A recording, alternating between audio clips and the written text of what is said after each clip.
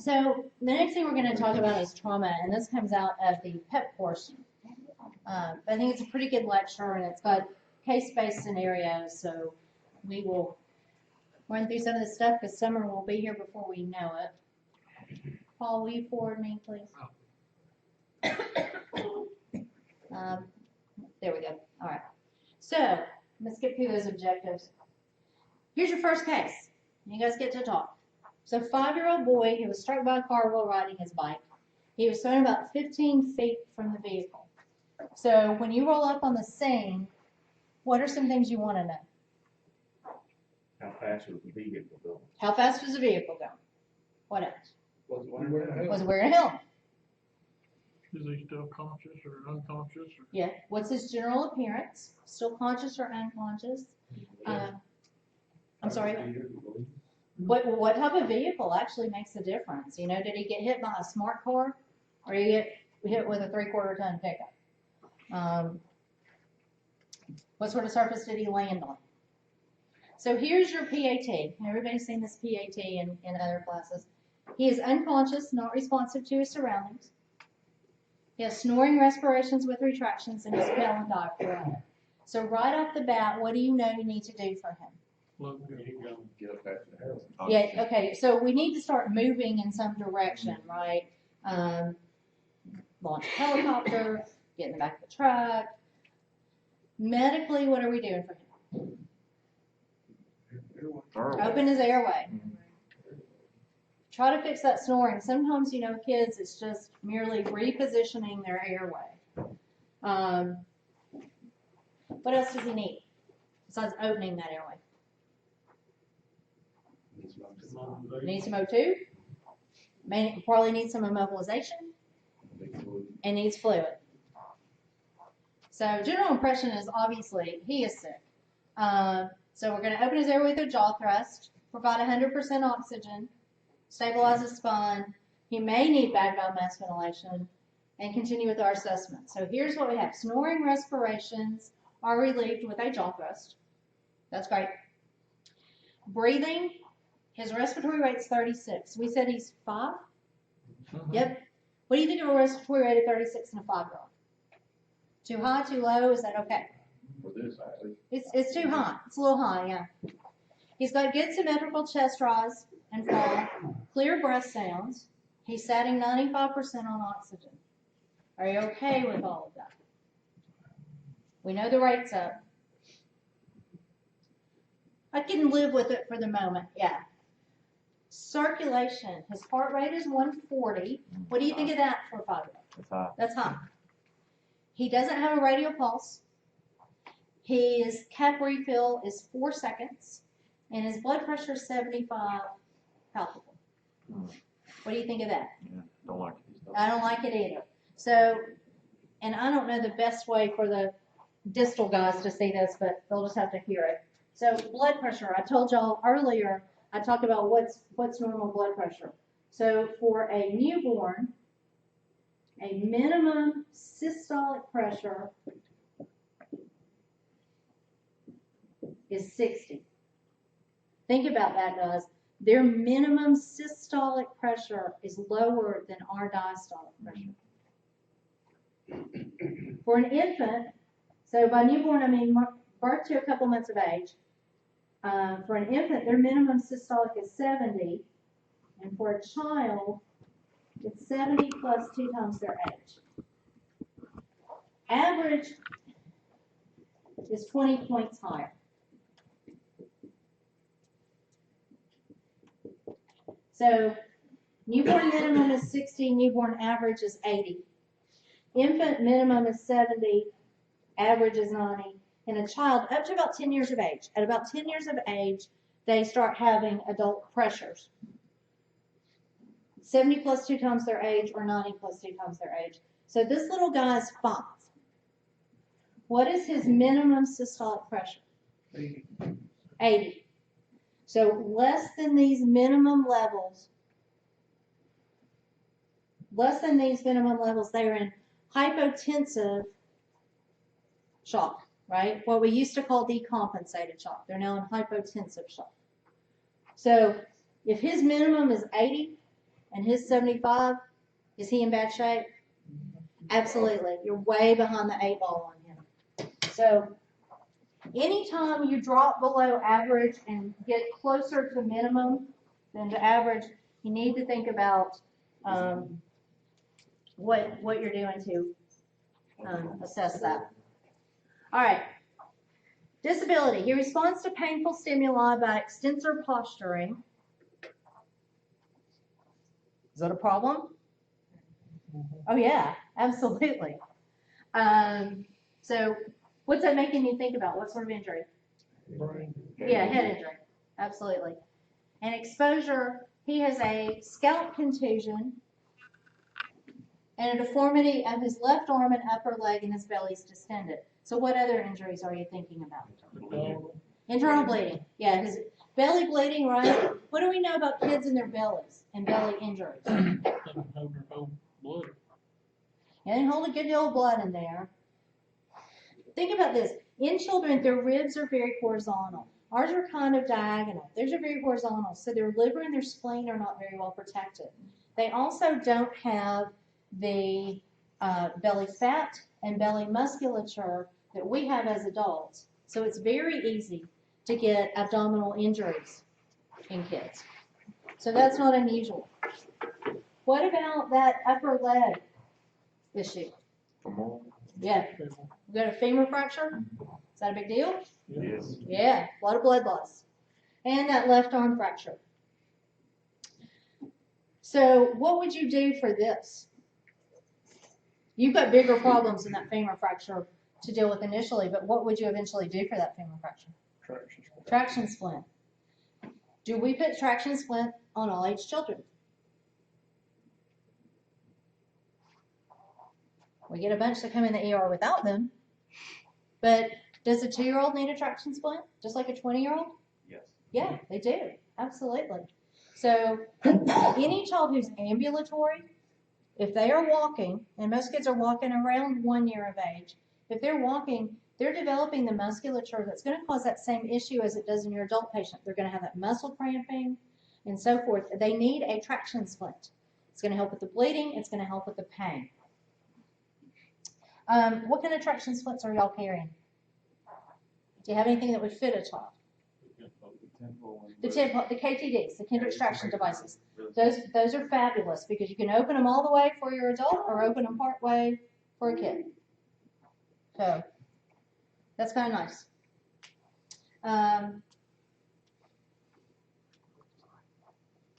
Paul, click me, please. Thank you.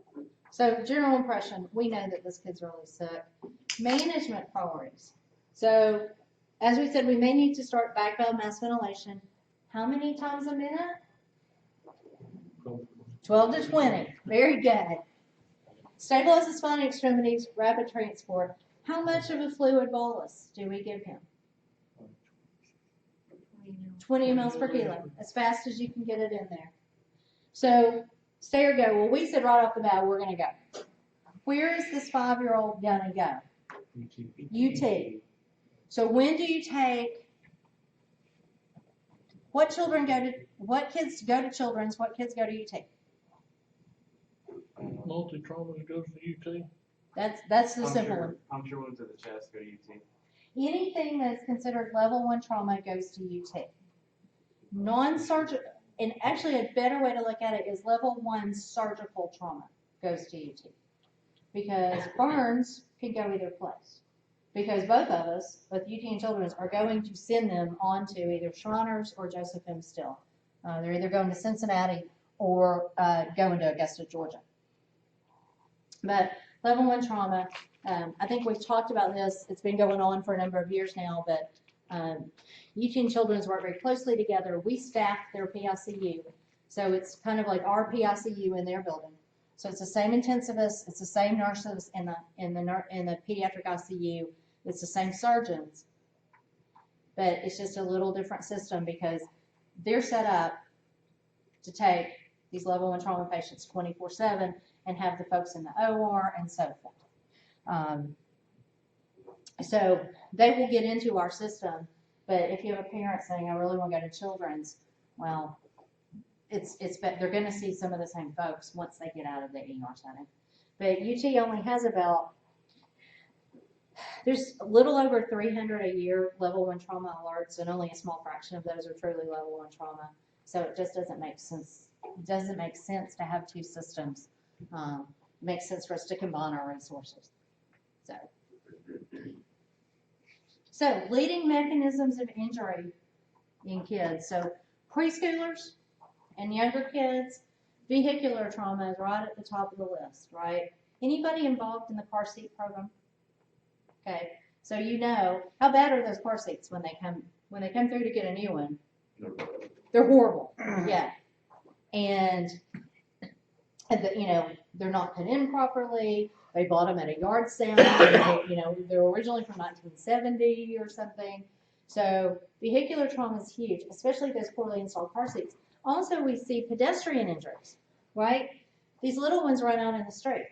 They think because they see the car sees them. They're really not making eye contact with that driver. What about when children if they see a car coming, which way do they turn? They turn toward or away from the car? Toward. So the car's coming from here. As an adult, I'm going to turn away from the car and do this. The kids are going to turn toward the car, and they do that during the headlights. Look. And where's the car going to hit them? If the car's going to hit me, and I'm going to have a hip and maybe femur, where's it going to hit a kid? Chest and head, probably, yeah. So, you know, important to look at your mechanism and the size of the vehicle. Some of these bigger vehicles, they strike a child, and the child either goes up onto the hood, they get thrown up onto the car, and then, of course, if you have a child get thrown up onto your hood, what's your initial reaction? Slam on the brakes. Well, then where does the child go? Flying through the air again. Yeah.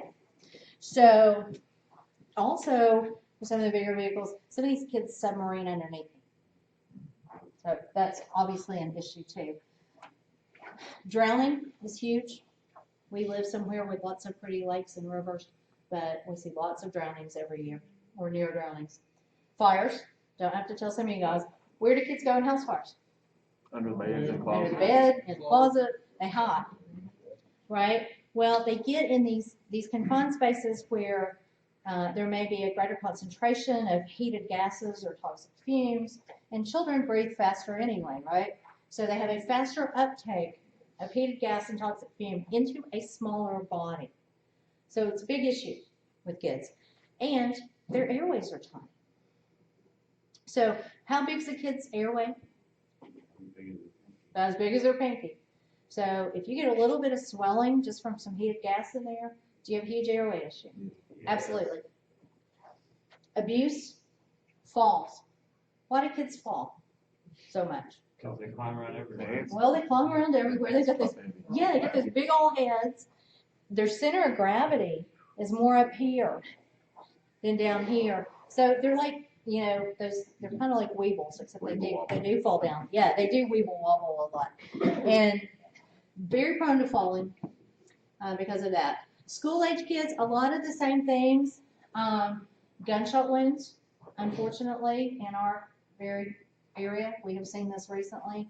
They're old enough to kind of get into the guns, play with them.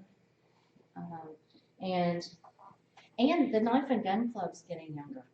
I mean, the younger kids involved in, you know, they're used as drug mules and so forth, who get involved somewhere they shouldn't, are getting gunshot wounds. So things to think about. We talked about those big heads. They have higher frequency of head trauma, right? They lead with those heads. If they fall against something or something falls against them, it's that head. Worked with a trauma surgeon for a while that called them lawn darts. And kids they're like those lawn darts. They lead with that. Talked about the smaller diameter of their airway. Poorly protected abdominal organs. We mentioned all that.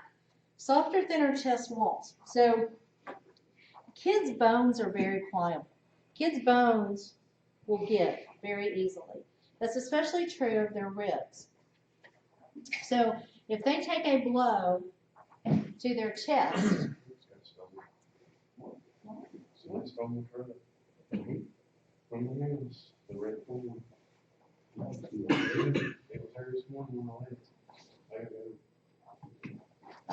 So kids have a softer, thinner chest wall. They don't have the musculature and the fat that we do. Their bones are very pliable.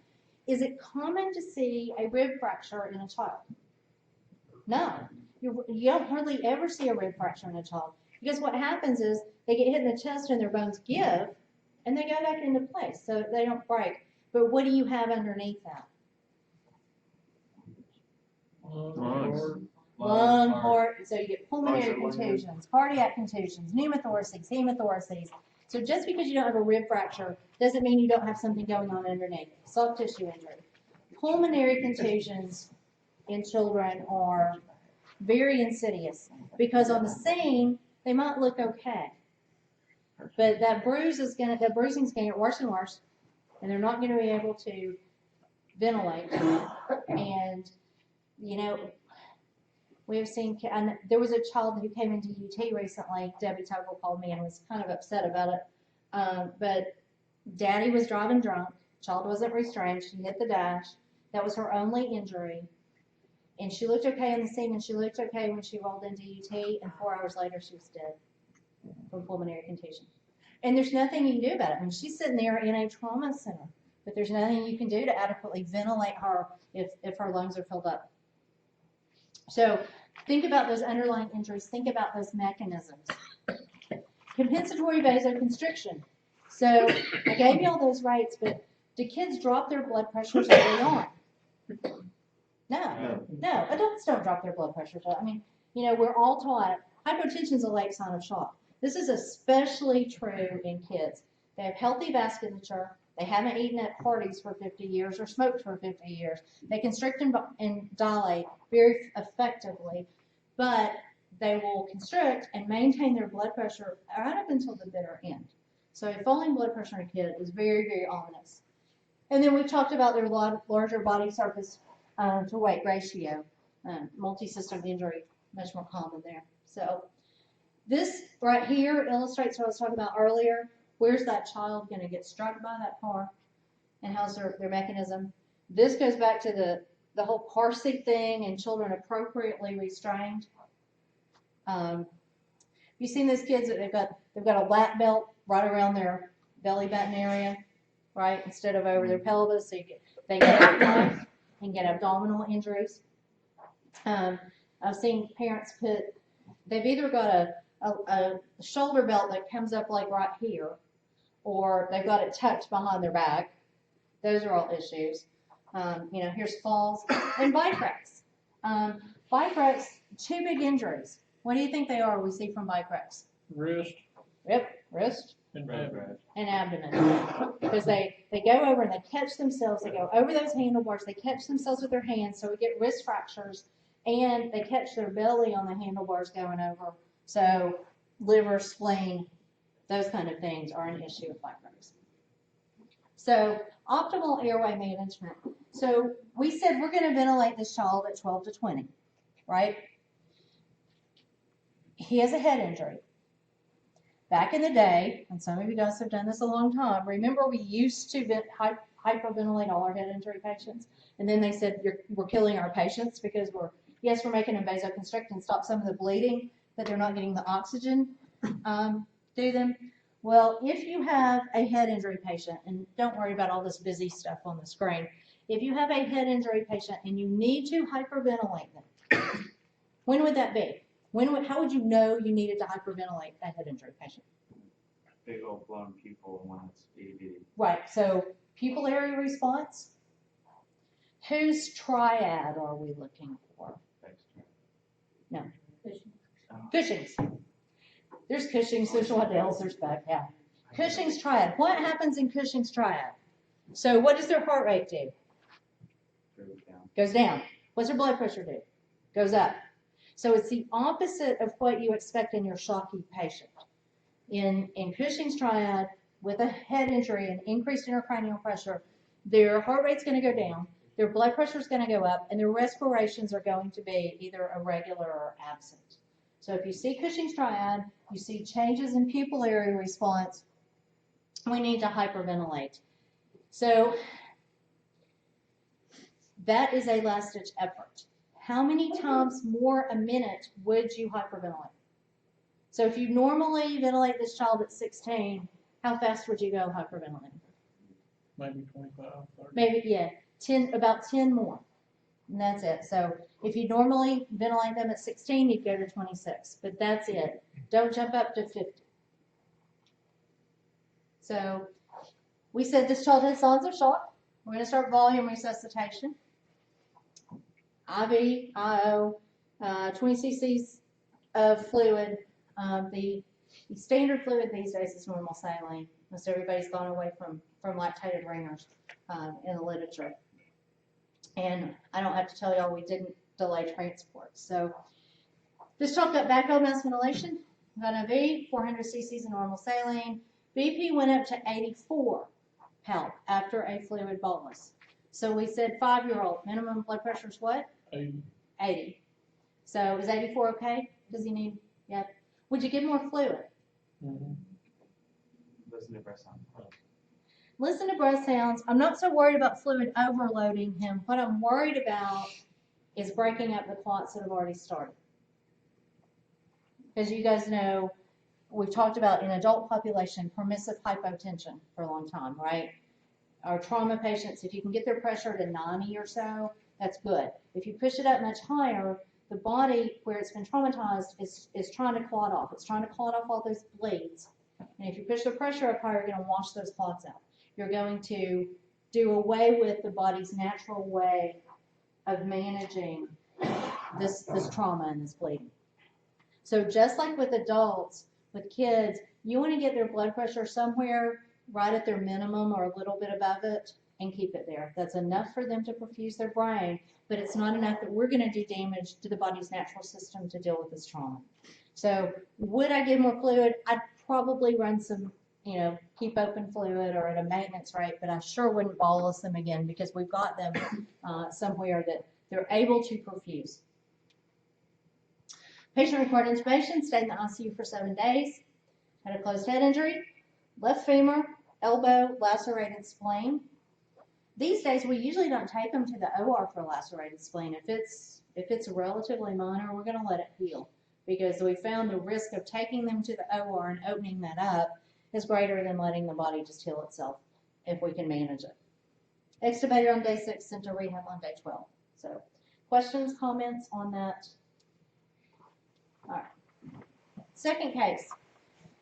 3-year-old boy is trapped in a house fire caused by a space heater. So we're all working EMS today, or firefighters carry this limp boy from the home. Parents are curbside. Father's rushing to his son. So what are you thinking about right off the bat? Well, of course, we stop there. Airway. Could these parents be an issue? Yeah. Yeah, they could. You want to let them see their child. You know that you wouldn't want to separate you from yours, but that's certainly an issue. Getting this child somewhere safer, maybe in the back of the truck, is a good idea. He's moaning and whimpering, and he has smoldering clothes. He's tachypnic with retractions, and he's pale. So what does all this tell us? What do we need to think about here? Get his clothes off. Yeah. Get his clothes off and stop that smoldering process. One of the big things I see that people do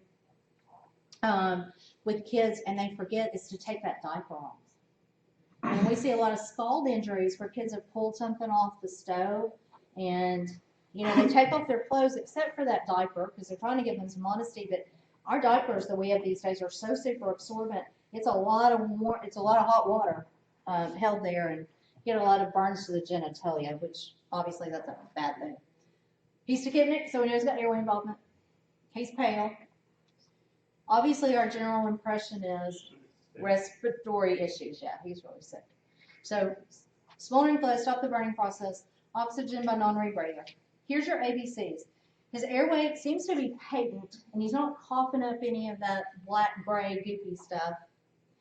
His respiratory rate's 48, so he's 3, right? What do you think of a rate of 48 on a 3-year-old? It's too high. He's wheezing, and his SAT's 90% on oxygen. So what could we do for him besides the oxygen? What did we give for wheezing? No. Albuterol. Can you give him albuterol treatment? Yeah. Heart rate's 150. What do you think of that? It's too high too. So what does he need there? What are we going to do to deal with the circulatory issues? We're doing O2. We said we'll start albuterol. He's pale. What about fluid? What about fluid? Yeah, let's give some fluid. So he's a burn patient. Needs fluid. He needs fluid. How much? Until he starts peeing. Well, is he necessarily even going to pee with us? No. Don't make it complicated, guys. How much fluid does he need? 20 cc's per kilo, just like your medical patient. We've all been taught, or most of us have been taught, there's the Parkland formula. Just 4 cc's or 3 cc's now, times their weight in kilos, times their body surface area burn, and you're going to give this much in the first 8 hours and so forth. Do we have time for that in the field? No. Give him 20 cc's per kilo. What I will say is keep very close track of how much fluid you've given him, because how much he gets later on is going to be very dependent on how much he's had earlier. If you've taken the advanced burn life support course recently, they're actually leaning more toward under fluid resuscitation rather than over. They are saying we'd rather they be a little bit dry than over. So we didn't get a BP on him. He's screaming in pain. He has burns to his face, hands, and thighs. So what are you going to do about this, screaming in pain? What's one thing that everybody in this room can do if you have a burn patient who's in pain? Yeah, pain management, obviously, but a technique that everybody in here, EMR, up to paramedic, or critical care paramedic can do. Go rag on the face. Now, we don't pull them off anymore. Cover them up. Wrap them in a burn sheet. Because what hurts with these burns is that laminar airflow over the burned area. So cover them up. It's a good start. They need more than that, but it's a good start. And we don't put wet dressings on anybody anymore. It's all dry dressings now. So for the medics in the room, what else does this child need? Pain management. What do y'all carry? What do you carry that you would give this to? Morphine? You have fentanyl too? If you have fentanyl, fentanyl's my first choice. So I'm going to get the blood pressure changes that you get with morphine. But make sure you're giving pain meds. Folks are really afraid to give kids pain meds because they're afraid they're going to knock out their respiratory tract. And simple stuff. We get kids with fractures who, they've come an hour by ambulance and their forearm's broken and they're miserable and nobody's giving them any pain meds. Or another hospital, we had one the other day, they sent them by EMS, but the hospital gave them ibuprofen. If my arm's broken, I want something a little more than ibuprofen. So don't be afraid to give these kids pain meds. Where is this child going to wind up? Burn center. Absolutely. So he can go to either Children's or UT. Probably with this and transferring him on, UT would prefer he come to us. And he's going to go to a burn center. So we know he's got respiratory distress, smoke inhalation. We gave albuterol. All right, what about determining the body surface area burned? Is that important in the field? Well, it helps you communicate just how sick this is. So everybody remember this? Okay, yeah, well, we've all seen it, right? Does everybody remember this? Nope. At 2 in the morning, do you remember rule of nines and whether it's an infant, child, or an adult? Absolutely not. So what do you use? Rule of palms. How the patient's palm, not yours. Yeah. How many times will that patient's palm fit in that burn area? Gives you an approximation of % body surface area burn. It's not exact, but it's close enough to get you started. Yeah. All right. Let's see what we miss here. Would you RSI this patient, paramedics? Probably. Yeah. Why?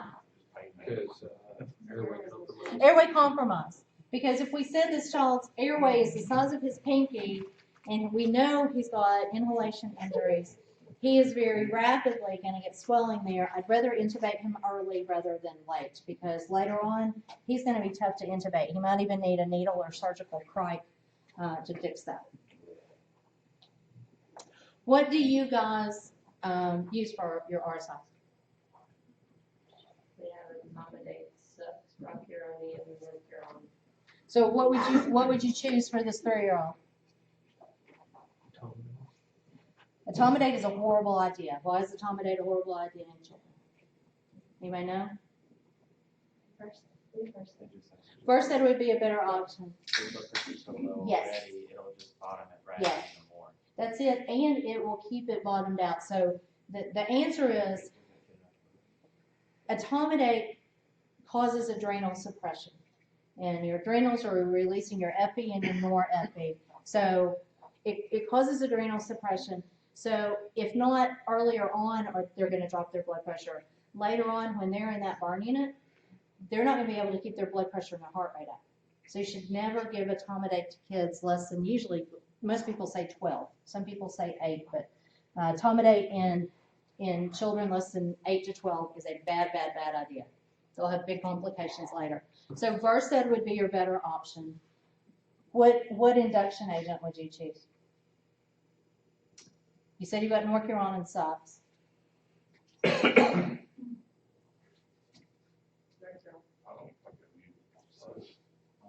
I don't think, I would probably use Norcuron just because it's a burn patient. And I'm worried about electrolyte issues and potassium shift. So Norcuron's probably going to be your better option here. And then atropine to help dry up some of those secretions. Now, American Heart's saying there's no need to give atropine for RSI. 25 years of working at Children's tells me, yeah, it's helpful. I mean, maybe there's 1 time out of 10 we don't really need to give it, but that's helpful. So those would be my choices. So body surface area burn. Obviously, we're going to start at least 1 IV. He may need 2. And let's think about this. We said we would give him pain meds, but is he going to be anxious also? Yeah. Absolutely. I mean, if you've been in a house fire, are you a little anxious? Yeah, unless you're one of the firemen. Yeah, as a patient, you're anxious. So also consider not only dealing with the pain, but dealing with the anxiety. Might he need a little Valium? Might he need a little Versed? You make it plenty. You may get enough effectiveness with your pain meds, but think about anxiety. I had a little guy. This was back in, I guess, early December. I don't know if y'all saw in the news in Jefferson County, there was a camper that exploded, and there were 2 adults and a child. Well, I was the second truck in on that one, and guess what they gave me? I got the pediatric patient. Like, Angie, come take this kid. And he had 2nd-degree burns. Fortunately, it's just his forehead up here and some nose. He didn't have airway involvement. Lower extremities and one of his hands, one of his lower arms and hands. And, we gave him, put him in burn sheet, started all on, gave him some fluid, gave him morphine, and he was fine. He was happy. Relatively speaking. Well, he was having that, drug-induced, he was talking to us, and he got really chatty, and he wasn't afraid anymore. But, some kids might not respond that well to either morphine or fentanyl. They may need something for anxiety. So, what about intentional versus unintentional burns? How do you know that this is an accidental injury and that one on the right is a non-accidental injury? Yeah, the lines of demarcation. So this kid, this is a scald injury here on the left. And, oops, sorry. I mean, it makes sense with the mechanism, right? They say they pulled something off on him. You've got burns to the face and then to the chest. Look at, this is irregular. These lines are irregular. Typical scald injury. look how clear that line of demarcation is right there. That child has had her hands stuck in hot water held there. Because if a child accidentally sticks their foot or hand in hot water, what do they automatically do? Check it out. Right. Right. So you don't have the same consistency of burn throughout. You don't have, we call them blood burns, stocking burns. You'll see it in kids who are sat down in hot tubs, donut burns, because the area of skin on their buttocks that's against the fiberglass or porcelain, whatever, does not get as burned, but inside and outside gets burned and it looks like a big old donut. So any geometric shape should concern you. So stay or go, we've already said we're going with this patient, right? And they are going to a burn center. Here's kind of the general guidelines to a burn center. You don't need to necessarily remember these, but really any burn that involves face, eyes, ears, hands, feet, genitals, if it's over a major joint, anything that is going to impact their activities of daily living for their entire life needs to go to a burn center. Fin and burn is this. Electrical. What did this child do? Bit on it, chewed on an electrical cord. They'll only do it once. It's self-correcting. But yeah, they'll chew on things, and so this is typical. What's your problem with electrical burns? Exit. Get cardiac, and where's the exit? So what tissue has it damaged on its way out of the body? And cardiac's a big thing we worry about. What about chemical burns? We see chemical burns in kids? Absolutely. Yeah, they got into whatever's in the barn. Yeah, somewhere they weren't supposed to, got into whatever's in the barn or under the sink, or so chemical burns are fairly common. Inhalation injuries we talked about. Other things to worry about, burn injuries with kids with pre-existing conditions. So is that asthmatic going to do worse? Yeah. Is that diabetic going to do worse? Yes, because they're not going to heal as well. So think about those things, and burn injuries associated with trauma. Was there an explosion that went along with this? Those kind of things. So this little guy, IV was accessed, got 250 of Rainers.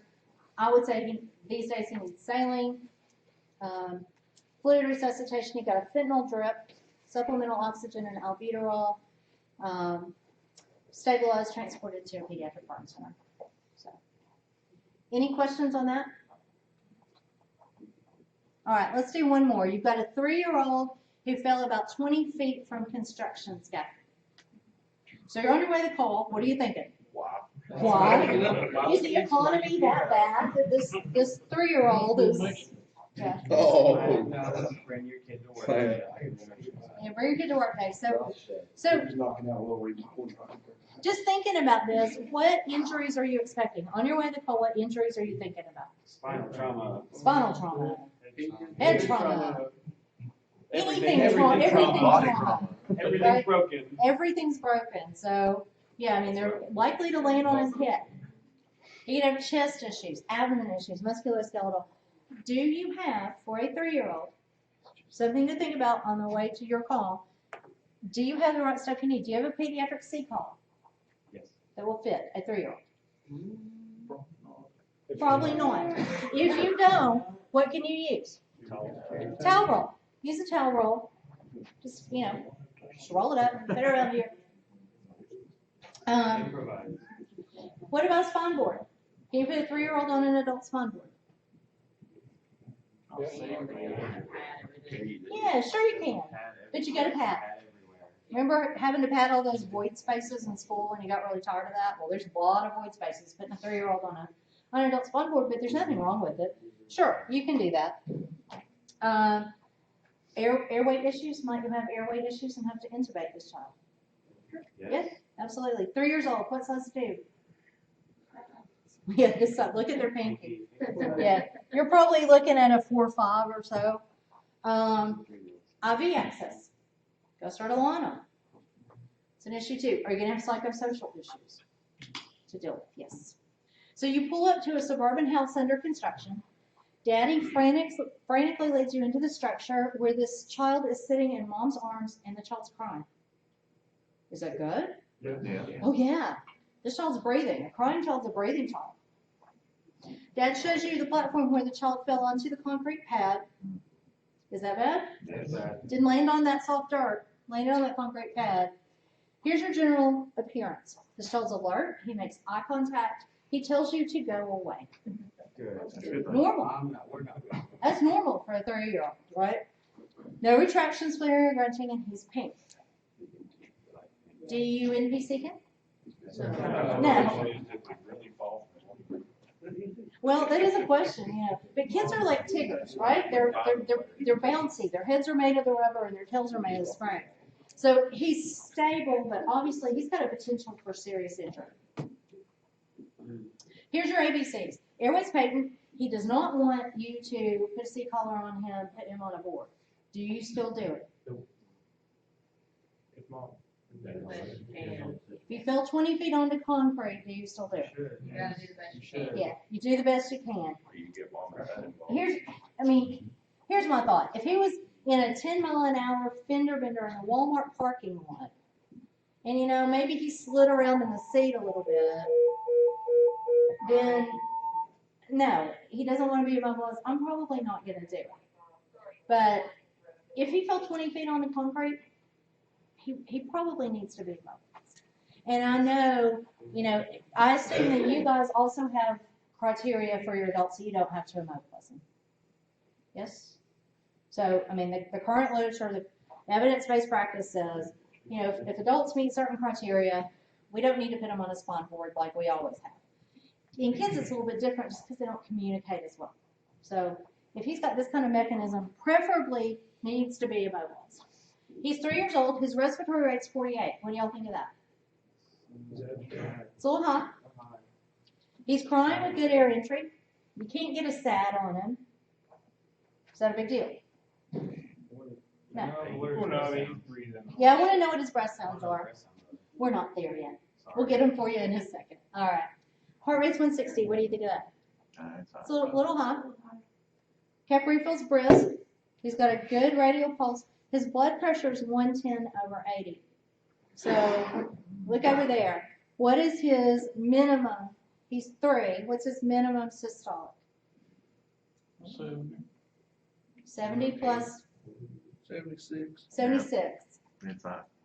So that's his minimum. What's his average? I told you the average is 20 points higher. 96. 96. So his average is 96. His BP is 110. Is it high? Who's doing medicine? Probably. Yeah. Why? Because he's anxious. Yeah. Yeah. It's the anxiety. It's the pain. But so we're not worried about hypovolemic shock with this kid right now, are we? No, not at all. He's kicking and thrashing. He has a deformity of his left forearm. It's closed fracture. Superficial abrasion to his left temple. Stay or go? Go. Go. Spinal stabilization we've talked about, preferably ALS. Where is he going? UT or Children's? UT. He has the potential for various. Yeah, he does. So he needs oxygen, right? Does he need an IV? Yeah, he needs one. He has a. Yeah, he has a deformity. He could use some pain meds for that deformity. We need to splint that deformity. Here's his sample history. He's complaining of left arm pain. Yep, no allergies. He's taking cold meds. He has an ear infection and a cold. He ate burger and fries at lunch. And the family was meeting with the contractor at the new home site. Turned their back for just a few minutes. And the So, child climbed up 20 feet. well, maybe walked out onto a 20-foot platform from the second story of the house and fell. So he cried immediately with no loss of consciousness. It's about as good as we can expect. So we're going to do a head to toe. So here's our case conclusion. You got 200 cc's of fluid. In the ER, he got a head and abdominal CT. He wound up having a right parietal skull fracture, a liver lap, and an elbow fracture. So remember, like we talked about all morning, kids are very resilient. Their bones are very pliable. That, you know, that's not surprising. So he stayed in the ICU, went home on day 5. I think this breath sounds good. His breath sounds really good. You never got those, did you? That's okay. All right. All right. So his breast sounds were fun, or they would have mentioned them. All right. I didn't write these. They came out of the pep class. All right. Suburban home for a toddler found submerged in a backyard pool. Mommy's doing CPR on a 15-month-old girl on the pool deck. As you take over resuscitation, you've heard the story, haven't you? Phone rang, I went to answer it, turned my back, gone for only 5 minutes. This child's unconscious, unresponsive, poor muscle tone, no spontaneous respirations, sign on it. So general impression is sick. Almost a silly question. So airway's patent. Could there be water in there? Yeah. Yeah, or Absolutely. puke, or I mean, They're probably gonna Yeah. both. probably both. Good air movement with vague valve mask ventilations, and you have wet crackles on auscultation. Heart rate's 20. So what do we need to do immediately? CPR. Make sure those compressions are going on. Barely palpable femoral pulse. Kept refills 5 seconds. We don't get a blood pressure. Pupils are dilated, sluggish, and unresponsive to pain. So what do we do for this child? CPR. See if you CPR. can get maybe a better airway. Maybe needs, Child. maybe needs definitive airway. Maybe needs an ET tube. Heart rate stays at 120. We talked about this in the first scenario. So if you've got a bradycardic patient and we're doing good airway maneuvers and it's not coming up, what med do they need? Epi. Epi. So, yep. So we're going to think about spinal injury, probably less likely than you would see in your, teenagers who say, "Hey, y'all, watch this," and jump into the lake. So as we said, why are we putting on a spinal board? If we just said she didn't have a trauma, yeah, it just makes it easier to move. It's a transport device. We're doing all those things. Draw her off. We haven't mentioned that. These drowning patients are cold, right? Especially if it's a kid. So dry them off. Get that water off of them. Right. Yeah, you don't want to draw them to shock them. Yeah, but I mean, are we going to talk to a kid who's bradycardic? No, No. but if they. But if you do if they have draw to, down- if you do have to defibrillate them, yeah, you want them drawn off anyway. But yeah, right now we're not even going in that direction. So IV access, consider intubation, for epi, rapid transport. So just key concepts. I mean, this is the big thing you're going to see in these drowning patients. If they still have a heart rate, it's probably bradycardia. What's the number one cause of bradycardia in children? Respiratory. So usually, if you start to fix the hypoxemia, you start to fix the cardiac issues. Drowning prevention. This is what a lot of you guys in this room and who are out on the video do, a lot of injury prevention. Talking to parents about the fact that I know you just turned your back for a couple of minutes, but they can easily disappear. We have a lot of laws about, the pools have to have these 4-sided fences and the gate locks and so forth. So it's important.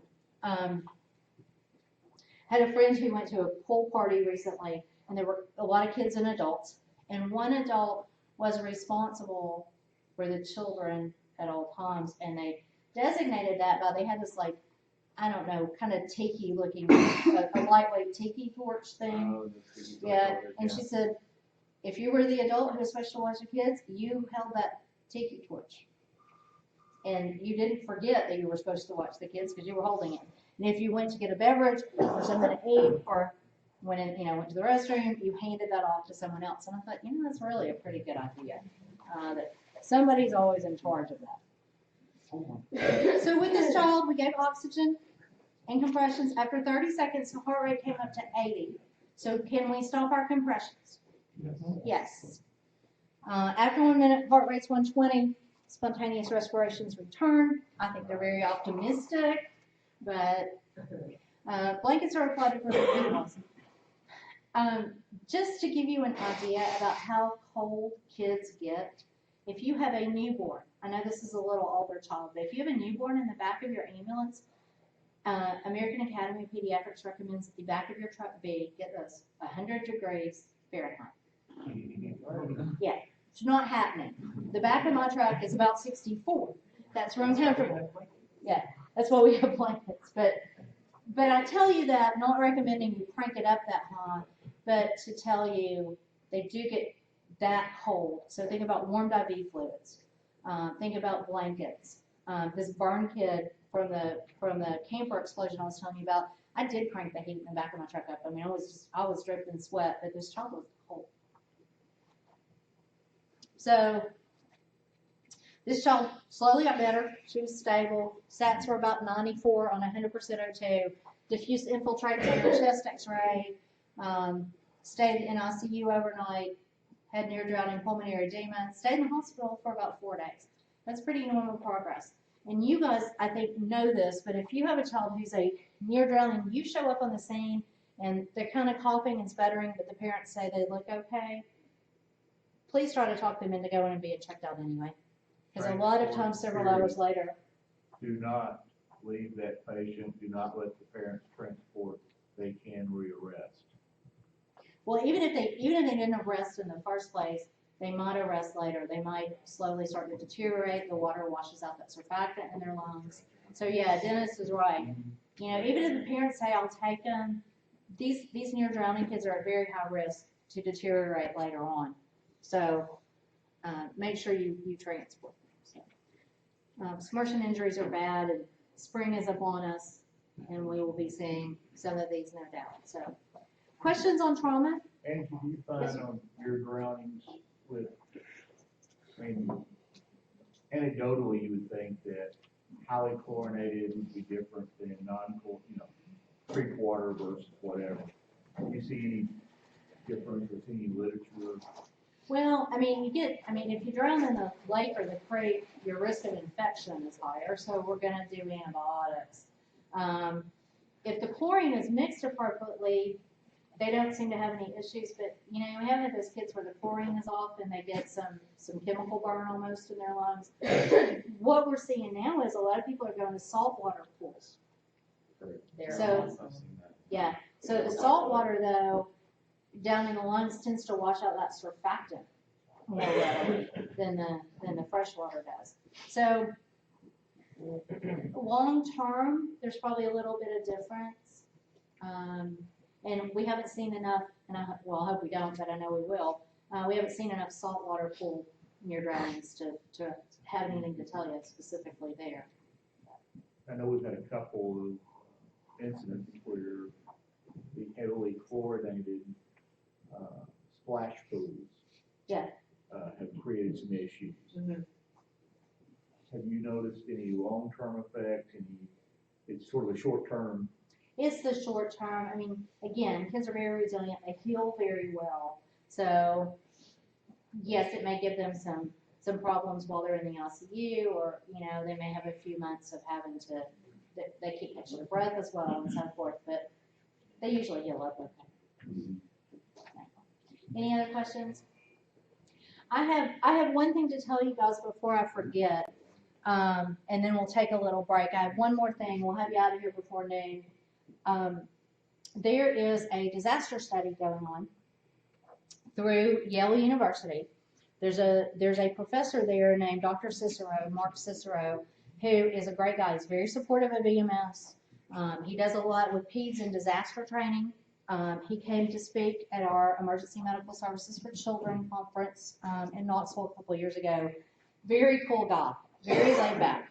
Anyway, he's developed a disaster triage game to train. As you know, doing start and jump start triage in disasters, your gold standard is to do moulage and hands-on. Of course, that's very time consuming. So he's developed a pretty realistic game where you triage. It's a couple of adults, but it's mostly kids. There's a school shooting, there's a house fire, and there's something else, and a bus wreck. And you triage these kids, and it's a video game.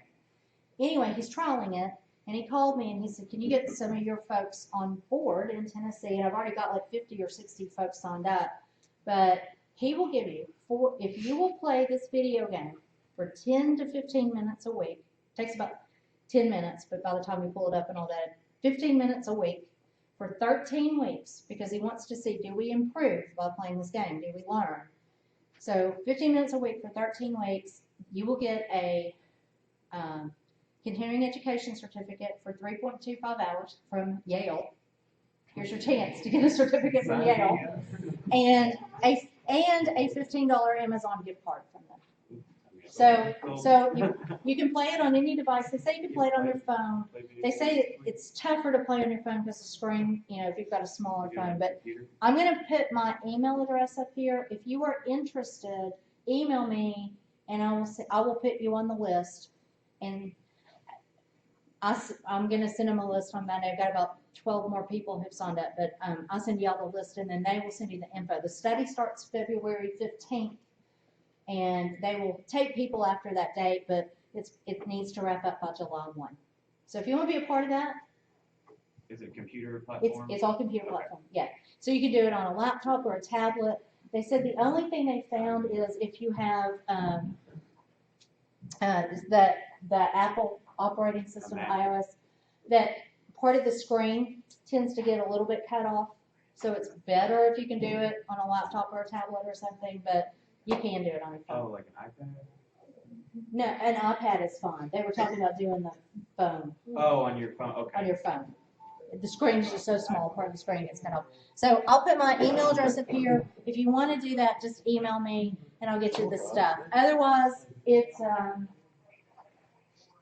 10:46. If you'll be back by about 5 till, we'll get you out of here.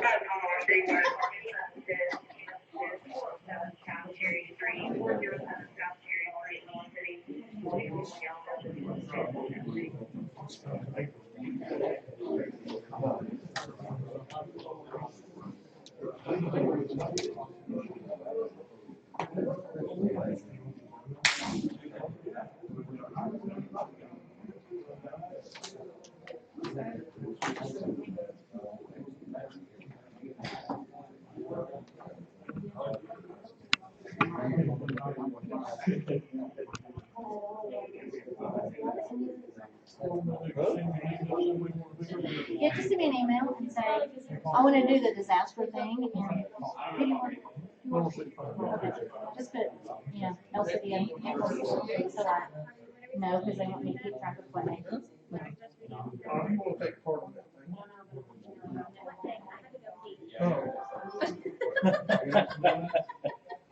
I've been knocking up my board, I forgot about it. Here's another guy. There's I'm gonna report it.